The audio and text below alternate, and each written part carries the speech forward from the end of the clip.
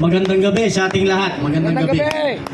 At nagpapasalamat tayo. Ngayon ay ika-11 ng Oktubre. Bukas is 12. So, may i-share lang ako sa inyo. Napaka-importante to. At magandang ma-share nyo sa lahat. Ang United People's Initiative po, tayo po ay tumugon sa panawagan ng unity. Kaya po tayo nandito, kasama natin yung ating mga sumusuporta dito. At alam natin, napakamahal ng stage na to. Hindi tayo sanay rito. Nung nakikipaglaban tayo during the pandemic, kaya napahinto natin yung unconstitutional lockdown at saka yung experimental vaccine. Wala namang ganitong stage nun eh. Attorney, walang ganito eh. Nasa kalsada lang kami, natutulog kami sa kalsada eh. 2 buwan kaming natulog sa harap ng Supreme Court, 4 na buwan sa harap ng Senate, at marami tayong naipanalo sa mapayapang pamamaraan.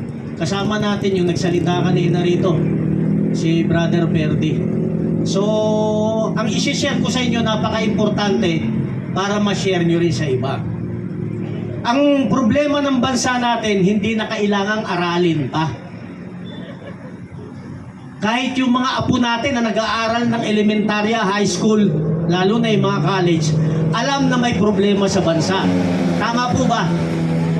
Alam nila may problema. Tas tayong matatanda na, yung mga nasa gobyerno, yung nagpapatakbo ng bansa natin na atin ring hinalal, kung hindi nga dinaan sa smart magic, baka iba yung naupo.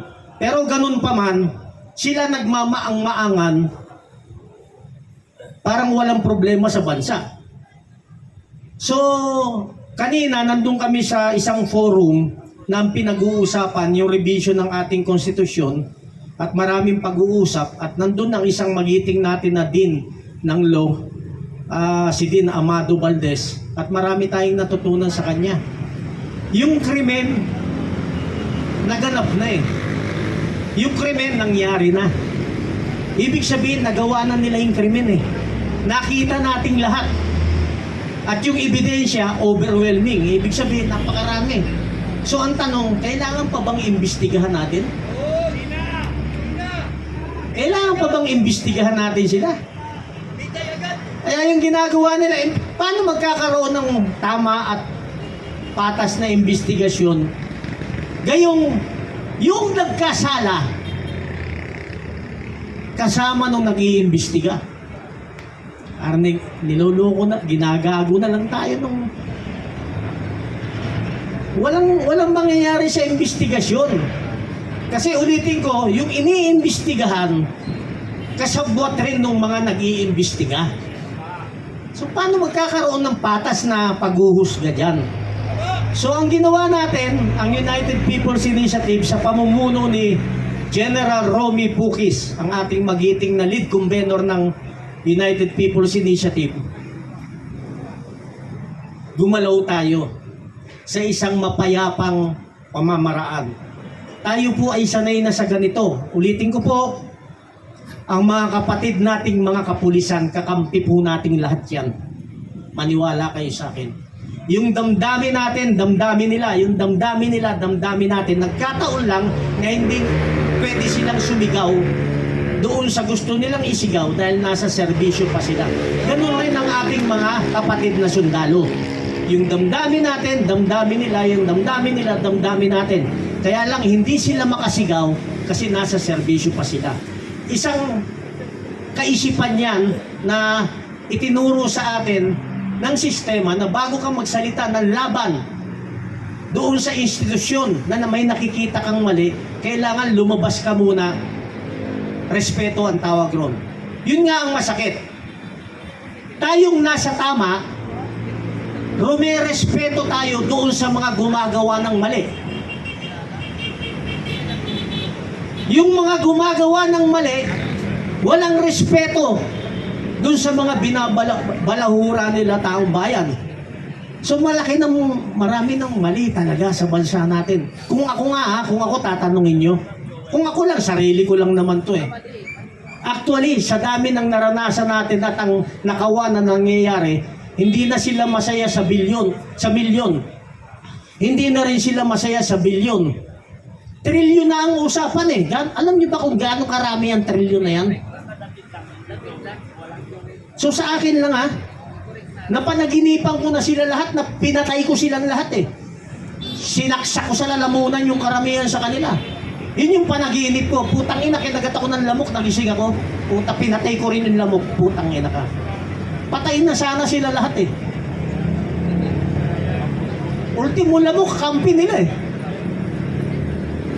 So ganun ang bansa natin. Ulitin ko ha, pag-usapan natin legalities. Nakita mo gumagawa ng krimen. Yung ebidensya overwhelming.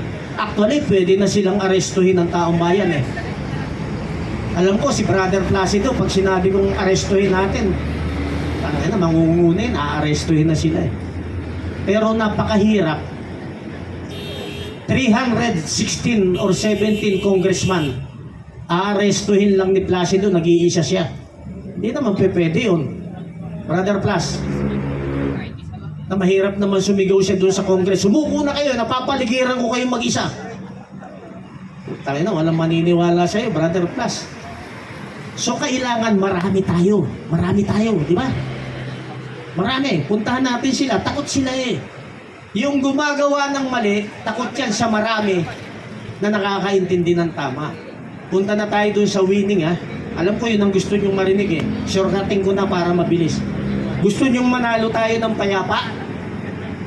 Parang ayaw nyo. Gusto! Parang gusto nyo yung marahas. Pwede rin. Oh. Pwede rin. Minsan nakakaisip na tayo ng hindi maganda eh, sa totoo lang. At saka nagiging laman na sila ng ating araw-araw na panaginip. Pag araw-araw mo napapanaginipan, parang nai-inlove ka na sa kanila eh. Mananalo tayo, napakasimple lang. Ito, pag-aralan nyo mabuti ha. Never tayong mayu-unite bilang mga Pilipino. Ulitin ko ha. Never tayong mayu-unite bilang mga Pilipino. Aminin na natin yan. Pero dapat marunong tayong rumespeto doon sa desisyon na nakakarami. Hindi man tayo united, pero marunong tayong rumespeto doon sa desisyon na nakakarami. Di ba ganun sa eleksyon? Kahit ayaw mo doon sa isa, siya ang binoto ng karamihan, siyang uupo. Kailangan natin respetuhin. Pero, ang sinasabi natin ganito, kung ako ang presidente, at ang bumoto sa akin is 30 million, ang butante 60 million or 70 million. So lagay na natin kalahati yung hindi bumoto sa akin bilang presidente. So ang gagawin ko, unang araw pa lang ng pag-upo ko, magkakandak na ako ng consultation sa taong bayan. Ang sasabihin ko, salamat doon sa 30 million na nag-upo sa akin, ano ba ang gusto ninyong gawin ko para maibsan naman ang kahirapan nyo? Magtatanong ako sa taong bayan. Ngayon, ganun rin sana ang mga mayor, congressman, gobernador. May gumawa na ba nung nanalo sila, bumalik sila sa taong bayan at nagtanong, ano ang gusto nyong gawin ko kasi iniupo nyo ako para maibsan naman yung kahirapan nyo? May gumawa na ba ganung politika? Politiko? Ala? Pag nanalo na sila, gagawa sila ng gusto nila na walang consultation na sa taong bayan. Bumalik tayo sa presidente. Ngayon, yung 30 million na hindi bumoto sa akin bilang presidente o hindi bumoto kay BBM, siya yung nanalo. Dapat ang gawin niya, gumawa siya ng mga bagay na magpapatotoo para mahikayat niya yung 30 million na hindi bumoto sa kanya para pasubalian niya, nagkamali kayo dahil hindi niyo ko binoto.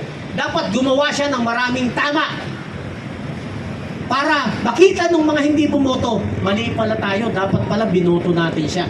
Kaso ang ginawa niya, mas marami siyang ginagawang mali at kinukonsinti niya yung mali, kaya yung 30 million na meron siya, nabawasan pa. Agree or not? Agree or not? Agree. Binibigyan ko kayo ng malalim na kaisipan para pag nag-decide kayo, sasama ba ako dyan sa mga grupo na yan para mabago yung bansa? Bumalik tayo doon sa hindi mayu-unite ha. Eto, kahit sino, pasubalian nila, kung mali tayo, we will stand to be corrected. Pero ito, alam ko, 100% hindi ako pwedeng magkamali. Walang politika, katotohanan lang pag-uusapan natin. Walang politika, ha? Pakinggan nyo at i-share nyo ito dahil ito ang katotohanan na nangyayari sa bansa natin. Ito ang mga liberal. Ito ang Makabayan Black. Pag Makabayan Black, yan yung mga leftist natin. Nasa wing ng CPP, NPA. Alam naman ang lahat yan. Sino nag-create sa Makabayan Black? Liberal. Matagal na yung kasunduan nila. Ngayon, bakit ang liberal at saka Makabayan Black sinuportahan si BBM? Hindi lang si BBM, ha? Yung tatlo. Marcos, Araneta, Romualdez. Sinuportahan nila. Bakit nila sinuportahan? Dahil si BBM lang ang kanilang vehicle. Vehicle, sasakyan nila. Si BBM lang. Para makarating sila sa 2028 election. Pag nawala si BBM ngayon, anong sasakyan ng Makabayan Black at saka ng liberal na dinurog na yan nung panahon ni Digong? Nakuha nyo? Tama. Ang problema, meron pang isang malaking pwersa na sumusuporta. Sino yung malaking pwersa na yon? Western world. Wala sila sa posisyon ngayon na mawala si BBM sa pwesto. Bakit? Eh, mababago yung geopolitics positioning nila. So, sumusuporta na rin yung Western world doon kay liberal, kay Makabayan, sa administration. So, 4 na silang magkakampi. At ang target nila, anybody can be a president in 2028 except Sara. Ayaw nilang makabalik ang mga Duterte. Ayaw nila. Dahil ayaw nila ng independent foreign policy. Anong ibig sabihin nun? Ayaw nila na ang stand mo, kaibigan ko ang China, kaibigan ko ang US, kaibigan ko ang Russia, kaibigan ko lahat. Ayaw ng Western world nun. Ayaw nila nun. Ang gusto nila, sila lang ang kaibigan. Sila lang ang susundin. Maraming mga Pilipino hindi alam ito. Kung ikaw totoo kang Pilipino, kahit ibinoto mo si Duterte at may nakita kang mali, babatikusin mo siya doon sa mali niya para maitama niya. Kung ikaw naman is bumoto kay BBM at may nakita kang mali sa kanya, babatikusin mo siya doon sa mali niyang ginagawa para maitama niya. Hindi mo siya aayunan. Yung bumabatikos doon sa binoto mo, tama ang kaisipan nun. Ibig sabihin, normal ang kanyang kaisipan. Sino yung mga hindi normal? Nakita ng mali yung ginagawa nung binoto niya, inaayunan niya pa. Baliw o hindi? Baliw. Baliw o hindi? Nakita mo ng mali, inaayunan mo pa. Sa anak mo, pag may nakita ka maling ginagawa, aayunan mo? Papagalitan mo eh. Di ba? Pero bakit yung iba nabubulag pa rin? Bakit? Sila yung nakikinabang at makikinabang kapag nakabalik sa pwesto, sa mataas na pwesto ang mga liberal. Sila yung makikinabang pagka nakabalik sa pwesto ang Makabayan Black. Sila ang makikinabang. Sino-sino yan ng mga yan? Karamihan, hindi lahat ng mga negosyante sa bansa natin, mga oligarko, sumusuporta yan sa liberal. Hindi lahat. Karamihan ng mga Catholic school natin, sumusuporta yan sa liberal. Binibigyan ko kayo ng malayang kaisipan para makita ninyo, mayu-unite pa ba tayo o hindi? Hindi! Never na tayong mayu-unite. Pero pag dumami, yung mga kagaya ninyo na nagsishare ng katotohanan, maaari may pag-asa tayong mabago. Maaari. Napakahirap sa isang bansa kagaya natin, hinulma tayo ng mainstream media para magkawatak-watak. Yan ang itinuro sa atin, ikinulong tayo ng evil system. Mainstream media, kinulong tayo. Wala silang binabalita na 100% tama. Mas marami ka pang mapupulot sa social media, vlogger and vloggers natin. 50% hawak pa rin nila. Panded yan. Kayo mga nandito, hindi kayo panded. Sila panded, marami yan. Kalaban rin ninyo sa social media. Yung mali, ginagawa nilang tama. At yung tama, ginagawa nilang mali. Yan ang mainstream media. Para yung narrative nila, yun ang laging mapapanood at mapapakinggan ng tao. Ang turo ng mainstream media, kahit nung unang panahon pa, kahit mali yan, information na yan, ulit-ulitin mo. Ulit-ulitin mo sa TV. Kahit mali yan, ulit-ulitin mo. Ulit-ulitin mo. Araw-araw, buwan, taon, ulit-ulitin mo. Yung mali, pag inulit-ulit na nababasa at napapakinggan ng tao, nagiging totoo na sa ating paningin at sa ating pandinig. Gusto niyo yung sample? Gusto niyo sample? Kay Sara Duterte, paulit-ulit, 150 million. Winaldas niya, paulit-ulit, ilang taon na, 2 taon, 150 million, yung confidential fund, paulit-ulit. So kahit mali siya, nananatili sa isip ng mga tao nakatanim na to si Sara talaga, kurakot eh. Kasi inulit-ulit. Pero ang nagsabi na COA eh, walang problema itong Sara 50 million. O hindi ko kinakampihan si Sara, base yan sa katotohanan. Pero bakit pa nila inulit-ulit? Kung iimbestigahan si Sara ng 150 million, lahat naman ng mga politiko kahit mayor, congressman, governor, presidente, senador, lahat yan may confidential fund Hindi dapat lahat yan imbestigahan Tama? Pero bakit walang nag-uulit-ulit sa mainstream media na dapat lahat sila imbestigahan, dapat lahat sila imbestigahan? Kasi kasabwat sila. Nakukuha nyo na. I-share nyo para hindi kayo nabubula. Ulitin ko. Wala tayong kinakampihan, kaya tayo nandito. Ang kinakampihan natin, yung tama at yung kinakawawa.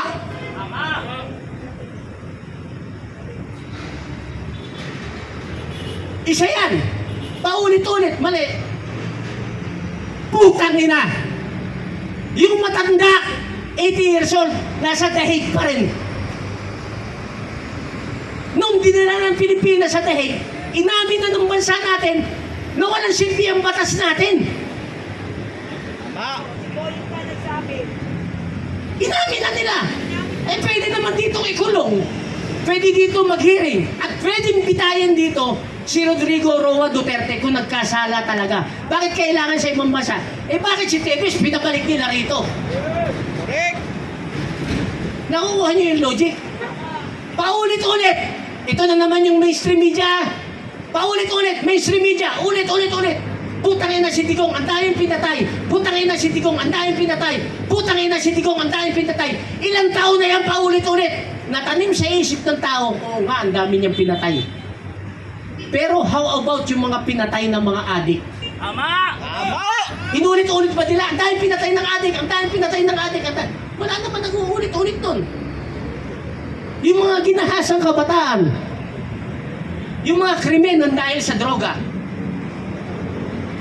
Kung ako na naging abogado ni Digong, ang gagawin ko ganito. Sige, ilan ang pinatay ni Digong? Sabihin ko sa ICC, tanungin ko sila, 30,000 po ang pinatay. O sige, patulang ko yan. Sasabihin ko sa kanila, sige, lahat ng 30,000 na yan, pakita nyo sa akin yung blatter. Blatter sa pulis 30,000 blatter, pakita nyo. Pakita nyo sa akin kung sino yung nag-aresto. Pakita nyo sa akin kung sino yung testigo. Pakita nyo sa akin kung saan siya namatay, anong address niya, ilang taon na siya. Yung 30,000 na yan, palagay nyo may ipapakita ng ICC. At saka ng mga liberal at saka mga kabayan black na sumusuporta para ma-idin si Digong. Palagay nyo may ipapakita nila yung 30,000? Wala talagang 30,000. Wala nga, hindi nila mapakita Isa lang meron nun. Hindi natin sinasabi walang kasalanan si Digong. Sinabi na nga niya, if this is my destiny, so be it. Pero alam natin, alam ng kapulisan, alam ng kasundaluhan, tinaimsto niyo yung sahod ng mga yan eh. Palagay niyo, walang nagdaramdam na kapulisan nung napunta siya sa deheg? Palagay niyo walang nagdaramdam ng mga sundalo? Marami! Nagkakaisa na tayo ha. Papunta na tayo dun sa topic natin na maganda. Kung paano tayo mananalo. Gusto niyo ba malaman ngayong gabi o bukas na lang? Ngayon lang! Bukas na lang?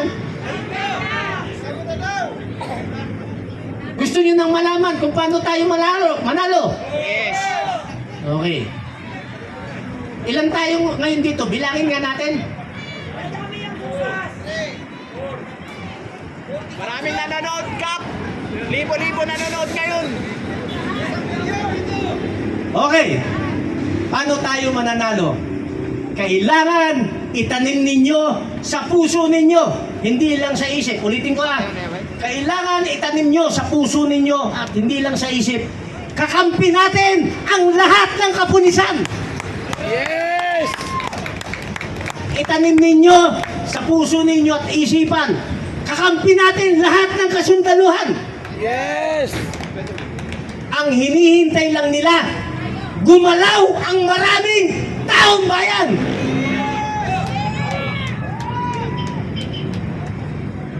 Kung pwede lang pa-xerox yung sarili natin, pina-xerox na natin para dumami tayo. Dapat umulan. Dapat pag umuulan, dumadami tayo eh, parang gremlins.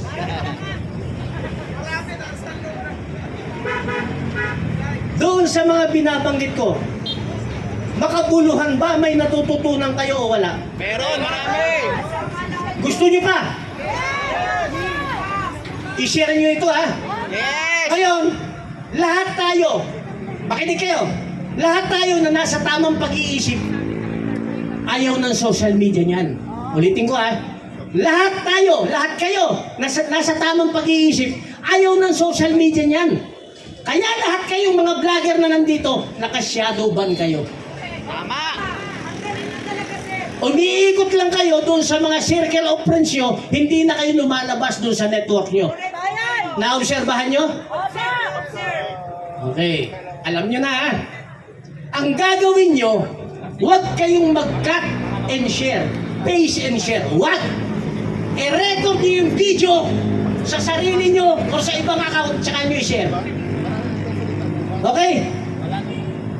Kaya tayo natatalo dahil rin sa atin. Gusto nyo matutunan kung paano manalo sa social media? Gusto nyo, ayaw nyo? Gusto! Okay. Pag may nag-share na alam nating mali, ulitin ko, makinig kayo. Nabasa natin, mali ito eh. Ang gagawin mo, putay na, isi-share ko doon sa mga FB page ko. Yung mali, sinira mo pa. Yun ang gusto nila. Na yung mali, i-share mo sa karamihan. Gets mo na. Ba't mo sinishare yung mali? I-delete mo. Tama! Para yung issue, mamatay ng natural death. The more na sinishare mo yung mali, lalo mong pinopropagate yung kamalian. Yun ang gusto nila para sa usawa ng iba, maging issue. Kaya dumadami yung mali sa social media. Tama, mali? Anong gagawin nyo pag mali? Si-share nyo? Delete para mamatay ang issue ng natural death. Pangalawa, social media pa rin tayo ha. Yes, social media, number one. Ano raw po? Number one, social media. O social media pa rin tayo ha. Yes. Ganito, para hindi kayo nawawarningan or nako-community standard, kapag ka ang issue, sinulat lang. Pakinggan nyo ha, tingnan nyo muna kung sino yung sumulat bago nyo i-share. Ang style ng mga Pilipino, pag maganda yung heading, share kagad. Tama, mali? Tama. Heading pa lang ang nakita, hindi pa nababasa yung kabuuan, sinare na. Ang laking problema. Tingnan nyo muna kung sino yung nagsulat. Kung hindi kilala yung nagsulat, walang pinagmulan, i-delete nyo na. Mas magandang i-share yung taong nagsasalita at kilala nyo yung personahe niya. Yun, hindi fake news yun. Bakit? Siya mismo nagsasalita eh. The more you propagate yung mga mali sa social media, the more you share it. Yun ang gusto nila. Para kumakalit yung maraming mali.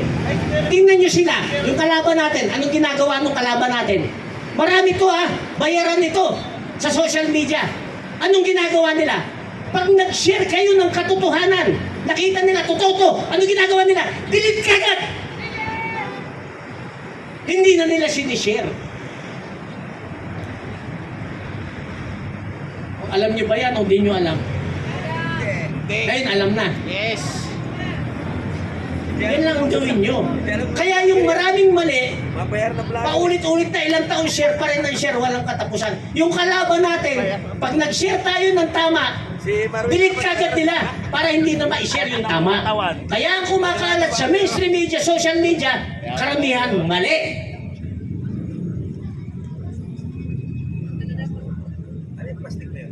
Nakukuha nyo yung logic? Opo. So anong gagawin nyo ngayon dyan sa mga record nyo? Ngayon ang gagawin nyo, huwag mong gamitin yung account mo para i-share siya. Kasi alam na nila yung account mo eh. Ito, ano to eh.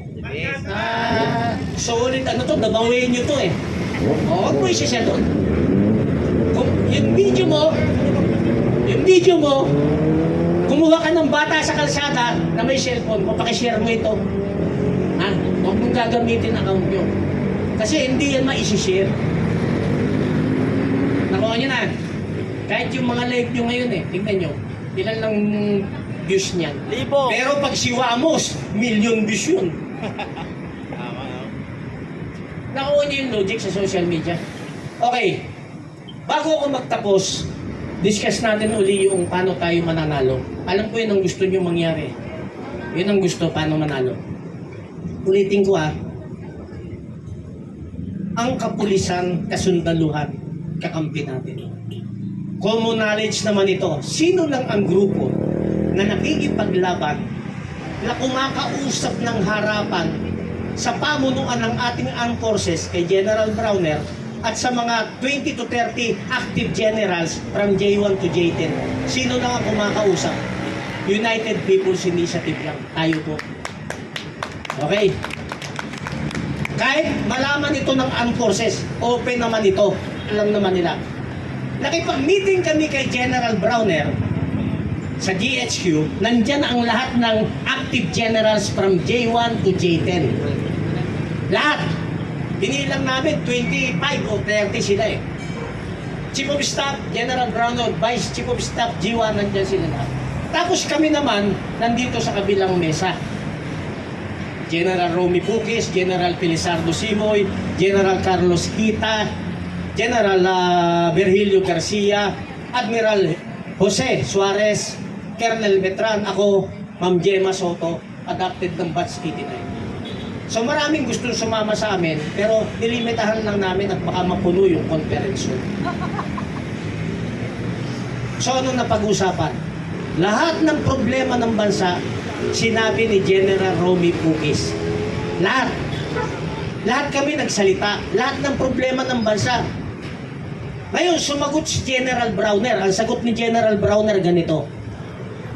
Makakaasa kayo, sir. Ang buong AFP, hindi kami bulag, hindi kami pipi, hindi kami bigi. O yung sagot nila Para alam nyo, yun napapag-usapan. Ngayon, ako yung huling nagsalita. Ang sabi ko sa mga general, kay General Browner, sa lahat ng general active, wala na tayong maasahan sa executive branch. Lalong-lalong wala na tayong maasahan sa legislative branch, both lower and upper. Sinaid na nila ang kaban ng bayan. Ang judicial natin, wait and see. At alam natin yung iba sa kanila nasusuhulan. Ang nakakatakot, hindi lahat, pero yung ibang active general na bayaran na rin ni Romualdez. Sabi ko sa kanila, pag wala nang matakbuhan ang taong bayan, wala na talaga, wala ka nang matakbuhan, di siya kapupunta. mag-aarmas na ang taong bayan para proteksyonan yung natitira nilang dignidad at yung nagtitira nilang nag-iisang buhay. Sumagot si General Browner, Kap, sana huwag naman mangyari yan. Sagot ko sa kanya, buti